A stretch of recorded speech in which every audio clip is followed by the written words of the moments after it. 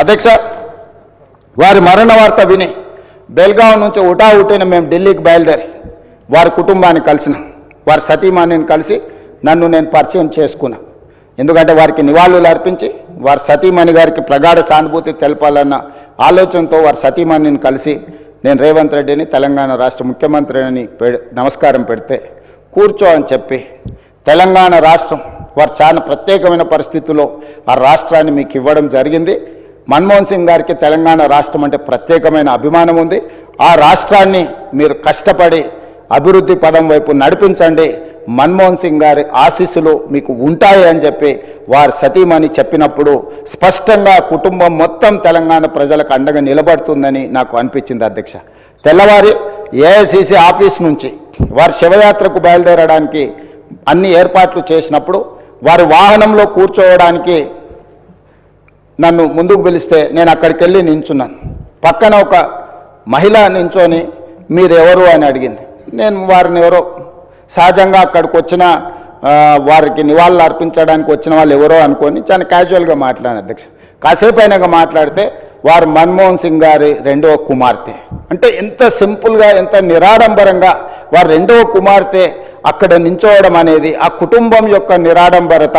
అంటే ఒక ప్రధానమంత్రిగా 10 సంవత్సరాలు, ఆర్బీఐ గవర్నర్గా, ఆర్థిక మంత్రిగా వివిధ హోదాలలో ఈ దేశానికి సేవలు అందించిన మన్మోహన్ సింగ్ గారి కుటుంబము అంత నిరాడంబరత ప్రదర్శించి అంత సామాన్యులు అక్కడికి వచ్చిన వారి అభిమానులు వారి శ్రేయోభిలాషుల మధ్యలో నించొని వారి నివాళులు అర్పించే కార్యక్రమంలో పాల్గొన్నారంటే వారు ఒక గొప్ప విలువలతో వాళ్ళ పిల్లలని వాళ్ళ కుటుంబాన్ని ముందుకు నడిపించండు.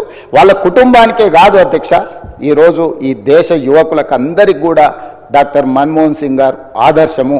వారి ఆదర్శాలను తీసుకొని వారి మేధోశక్తిని మన యువత అందిపుచ్చుకొని వారిచ్చిన అవకాశాలను మనం ఈరోజు ప్రపంచానికి సేవలను అందించే ప్రపంచాన్నే శాసించే స్థాయికి ఈరోజు మన దేశం ఆర్థికంగా నిలబడ్డది. అధ్యక్ష, ఆర్థికంగా, రాజకీయంగా, సాంకేతికంగా ఈరోజు అన్ని రకాలుగా ఈ దేశం బలపడ్డది.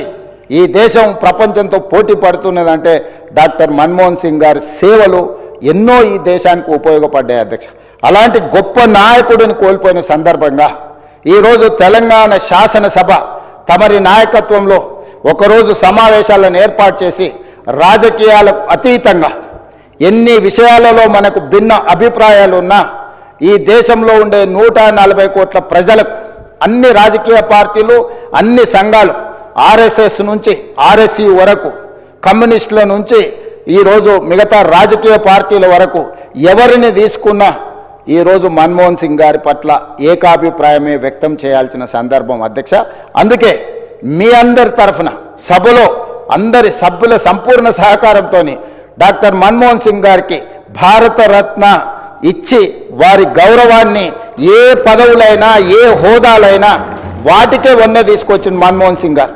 అందుకే ఈరోజు వారికి భారతరత్న ఇవ్వాలని తమరి ముందు ఈ సభలో సభ్యులందరి ఆమోదం కోరుతూ ఈ తీర్మానాన్ని ప్రవేశపెట్టిన, ఇదే కాకుండా ఆర్థికవేత్తగా ఆర్థిక విధానాలను ముందుకు తీసుకొచ్చిన డాక్టర్ మన్మోహన్ సింగ్ గారి విగ్రహం తెలంగాణ రాష్ట్ర ఏర్పాటులో ప్రధానమంత్రిగా రాజ్యసభలో ఒక దశలో రాజ్యాంగ సవరణల కోసం వచ్చిన చర్చలో తెలంగాణ రాష్ట్రం వెనక్కి పోతుందేమో అన్నంత గందరగోళ పరిస్థితులు ఏర్పడ్డాయి. అధ్యక్ష, ఆ సమయంలో వారి అనుభవాన్ని కంప్లీట్గా, ముఖ్యంగా మనం ఇక్కడ గుర్తు చేసుకోవాల్సింది డాక్టర్ మన్మోహన్ సింగ్ గారికి అత్యంత సన్నిహితుడుగా, అత్యంత నమ్మకమైన సహచరుడుగా జైపాల్ రెడ్డి గారు కొనసాగినారు.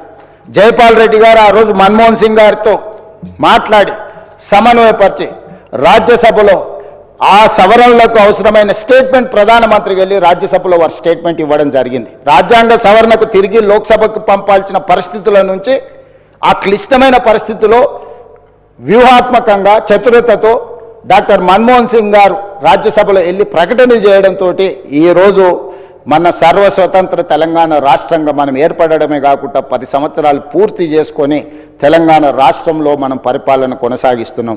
కాబట్టి ఈరోజు వారితో తెలంగాణకున్న ఈ బంధము మనం ఎప్పటికీ మర్చిపోలేనిది.